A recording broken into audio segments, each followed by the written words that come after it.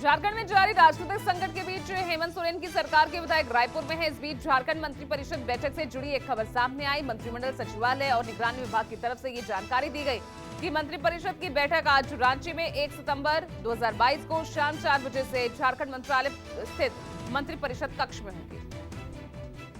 दिल्ली में नई आबकारी नीति को लेकर विवाद लगातार जारी है। नई नीति में अनियमितताओं के आरोपों के बाद इसकी सीबीआई जांच भी शुरू हो गई है। वहीं राजधानी दिल्ली में अब आज से पुरानी शराब नीति लागू हो जाएगी, यानी दिल्ली में मिल रही छूट वाली शराब का 31 अगस्त आखिरी दिन था। इसके बाद पुरानी आबकारी नीति पर ही दिल्ली में शराब की बिक्री होगी। पुरानी शराब नीति के तहत दिल्ली में शराब की कुल 700 दुकानें खुलेंगी। दिल्ली के उपराज्यपाल वीके सक्सेना भ्रष्टाचार के झूठे आरोप लगाने के लिए आम आदमी पार्टी के विधायकों के खिलाफ कानूनी कार्रवाई करेंगे। दिल्ली के जिन नेताओं के खिलाफ कानूनी कार्रवाई की बात कर रहे हैं उनमें आतिशी, सौरभ भारद्वाज समेत 4 नेताओं के नाम शामिल हैं। अधिकारियों का कहना है कि एलजी सक्सेना ने आप नेताओं के इस आरोप को काल्पनिक बताकर खारिज कर दिया। आज सुप्रीम कोर्ट में राहुल गांधी मानहानि मामला की सुनवाई होगी। ये याचिका एक आरएसएस कार्यकर्ता राजेश कुंठे की ओर से राहुल गांधी के खिलाफ डाली गई थी। इस याचिका से मांग की गई थी कि राहुल गांधी के 2014 में दिए गए भाषण की प्रतिलिपि को उनके खिलाफ मानहानि के केस के सबूत के तौर पर स्वीकार किया जाना चाहिए। पीएम मोदी आज शाम 6 बजे कोचीन हवाई अड्डे के पास कलाडी गांव में आदि शंकराचार्य के पवित्र जन्म स्थान श्री आदिशंकर जन्मभूमि क्षेत्र का दौरा करेंगे।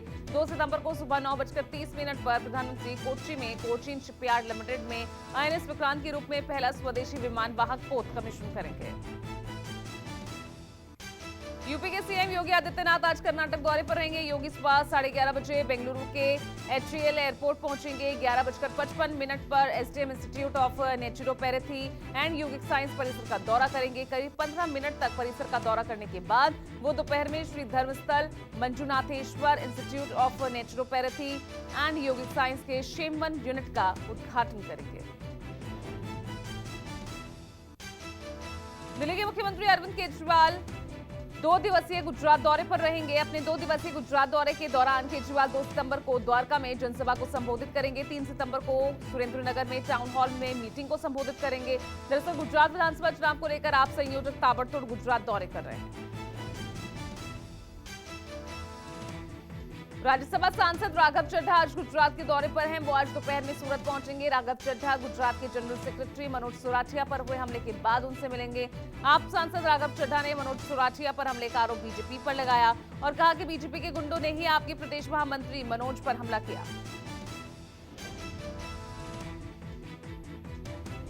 आम आदमी पार्टी विधायकों ने सीबीआई ऑफिस के बाहर धरना दिया। सीबीआई हेडक्वार्टर पर धरने के दौरान आम आदमी पार्टी के 10 विधायक मौजूद थे। विधायकों के धरने को देखते हुए सीबीआई के 2 अधिकारी धरना दे रहे आप विधायकों से मिले, जिसके बाद आप विधायकों ने सीबीआई को शिकायत दी और धरना खत्म किया। केंद्रीय गृह मंत्री अमित शाह आज नई दिल्ली के अटल अक्षय ऊर्जा भवन में सीएपीएफ ई आवास वेब पोर्टल का शुभारंभ करेंगे। ये वेब पोर्टल सभी सीएपीएफ और असम राइफल्स के योग्य कर्मियों को आवासीय क्वार्टर्स और एसएफए के ऑनलाइन पंजीकरण और आवंटन की सुविधा प्रदान करेगा। पोर्टल में आवंटन प्रक्रिया के विभिन्न चरणों में एसएमएस और ईमेल के जरिए आवेदक को सूचित करने का भी प्रावधान दिया गया है। नीतीश सरकार में बतौर मंत्री शपथ लेने वाले कार्तिक कुमार ने बुधवार की शाम अपना इस्तीफा मुख्यमंत्री नीतीश कुमार को सौंप दिया है, जिससे स्वीकार भी कर लिया गया है। बुधवार की सुबह ही कार्तिक कुमार का मंत्रालय बदल दिया गया था। वो कानून मंत्री थे, लेकिन विवादों के बाद उनको गन्ना उद्योग विभाग दिया गया और कानून विभाग शमीम अहमद को दे दिया गया। वहीं इससे पहले बुधवार को तेलंगाना सीएम केसीआर बिहार की राजधानी पटना पहुंचे। सीएम नीतीश कुमार ने केसीआर का स्वागत किया। इस दौरान दोनों के बीच की तीसरे मोर्चे की बैठक को लेकर भी बातचीत हुई। इस बैठक में बिहार में महागठबंधन की सरकार बनने के बाद दोनों सीएम के बीच हुई इस बैठक को तीसरे मोर्चे की कवायद के तौर पर देखा जा रहा है। टिकटॉक स्टार और बीजेपी नेता सोनाली फोगाट की मौत के मामले में गोवा पुलिस जांच कर रही है। आज गोवा पुलिस संत नगर स्थित सोनाली फोगाट के घर पर जाएगी और यहां छानबीन करेगी। इसके साथ ही आज हिसार में सोनाली फोगाट के पैतृक निवास पर श्रद्धांजलि सभा रखी गई। भारत को सर्वाइकल कैंसर के खिलाफ पहला स्वदेशी टीका मिलने वाला है। सीरम इंस्टीट्यूट ऑफ इंडिया और बायोटेक्नोलॉजी विभाग की तरफ से आज देश की पहली स्वदेशी वैक्सीन लॉन्च की जाएगी। आधिकारिक सूत्रों के मुताबिक भारत का पहला स्वदेशी उपसे विकसित quadrivalent human papilloma virus vaccine launch किया जाएगा। केंद्रीय राज्य मंत्री विज्ञान और प्रौद्योगिकी जितेंद्र सिंह वैक्सीन लॉन्च करेंगे।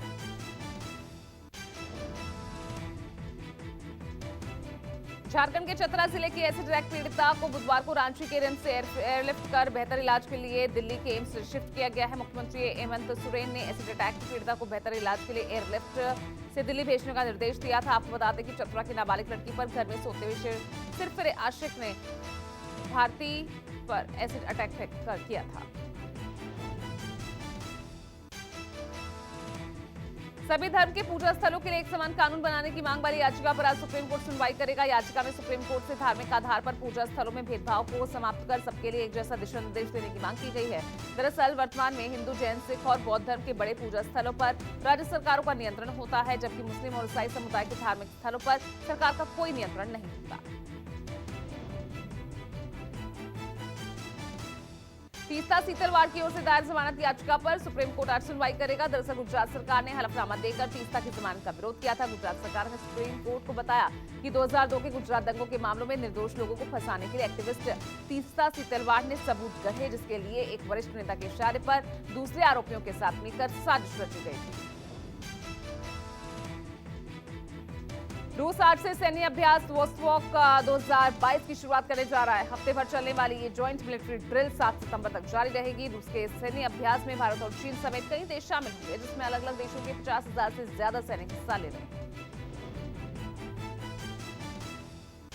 भारतीय किसान यूनियन आज रुड़की में महापंचायत करेगी। बीकेयू का प्रदर्शन गन्ना मूल्य बढ़ोतरी, मुफ्त बिजली समेत कई मांगों को लेकर होगा। इसके लिए आज किसान यूनियन हरिद्वार, देहरादून, उधम सिंह नगर, नैनीताल और पौड़ी जिले में विरोध प्रदर्शन करती नजर आएगी। बीपीएससी की 67वीं पीटी एग्जाम में बदलाव के विरोध में छात्रों ने पटना में प्रदर्शन किया। इस दौरान पुलिस ने अभ्यर्थियों पर लाठीचार्ज किया, जिसमें कई छात्र घायल हुए। वहीं अब इस मामले को मुख्यमंत्री नीतीश कुमार ने संज्ञान में लिया है। सीएम नीतीश कुमार ने बिहार के मुख्य सचिव और दूसरे अफसरों की बैठक बुलाई और बीपीएससी परीक्षा से जुड़ी दिक्कतें दूर करने की बात कही।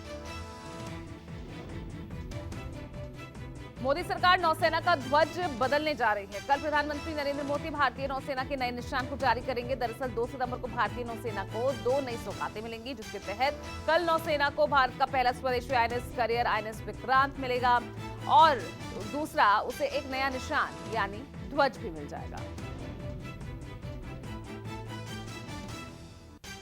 देश के पहले वर्चुअल स्कूल के मामले पर बुधवार को दिल्ली और केंद्र सरकार आमने सामने आ गई। दिल्ली सरकार ने बुधवार को एक वर्चुअल स्कूल की शुरुआत की। दिल्ली सरकार का कहना है कि ये देश भर में अपनी तरह का पहला डिजिटल वर्चुअल स्कूल है। हालांकि केंद्रीय शिक्षा मंत्रालय के एनआईओएस ने इसे नकार दिया।